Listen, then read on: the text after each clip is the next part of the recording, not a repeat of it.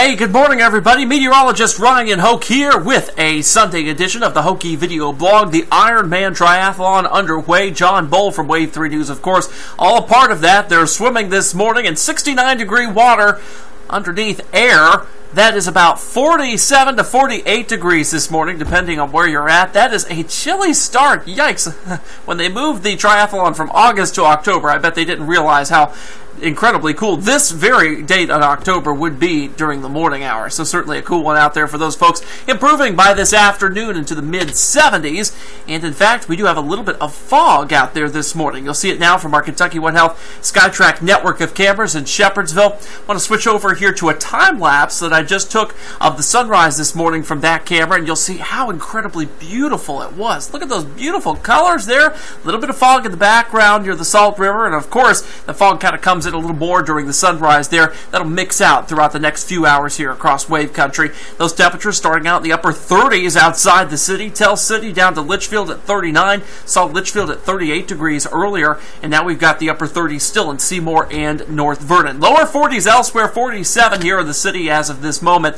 We do have a few clouds trying to move through in the high, thin variety, but really they're not making a big deal, and that's why temperatures have been so low this morning. If we had more clouds, they'd be higher temperatures than what we're seeing now. Low pressure, well off to our east now, but high pressure just to our east is going to be driving in those southerly winds as we head throughout this morning and this afternoon. That's what's going to make our temperatures increase into the mid-70s as opposed to the lower 70s here in the city yesterday. Here's how it works out on Futurecast. We're at 60 by 11 o'clock this morning. You'll probably be able to shed the jacket by this afternoon with those mid-70s coming into play by 5 o'clock. And then by tonight, we only settle down into the mid-50s. Moisture's going to be increasing in the air, at least, ahead of our next cold front, and that moves through during the afternoon and the evening hours on our Monday. Here's how it shapes out on the Wave 3 News 7-day breakdown. You'll see that Sunday's high temperature of 76 is eclipsed by Monday when we get up to 80. I'll give you a little bit better view of that cold front here on Futurecast. You'll see that by the time we get throughout 4:30, it's knocking on our door here in Metro Louisville. There's a band of clouds stretched along it. Now the question is, will there be enough moisture in the air and enough heating to get us some showers along this front? At this point, it looks like there may be a shower or two. That's why I've given us a 20% shower chance. There is a school of thought, though, that we could have a few rumbles of thunder out of this. The reason being is because if we get just enough moisture, just enough instability to pop a little bit of a thunderstorm there, we could certainly get not only the thunder because of the instability, but a gust of wind as well, because we've got some faster winds aloft moving through during this time. So if we don't get any thunderstorms, we won't have the gusty winds, and if we don't have any rain, well, we won't really get the showers at that point. So it's just kind of a big if on the moisture content at this time. We'll refine that through further forecast tonight, and of course tomorrow morning on sunrise. By the time we go throughout 8 o'clock, though, on your Monday, the front's out of here. Temperatures drop back into the 50s for the overnight period. But by the time we get through Wednesday afternoon, that's when you'll really feel that cooler air. Only 70 for the high temperature.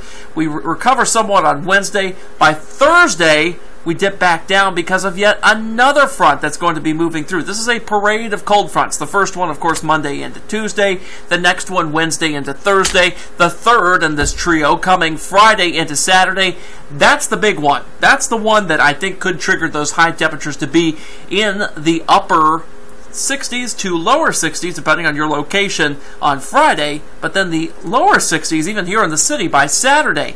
We could be talking frost potential, though, as we go throughout Saturday morning and Sunday morning. Look at those 40s here in the city, the mid-40s. That'll trigger some mid to lower 30s outside the city. It's that time of year, folks. I'm sure we'll probably get a frost advisory at some point here as we go throughout the latter portion of the week. Now, looking ahead to the next 14 days, on the earliest alert outlook, lots of 60s and 70s showing up.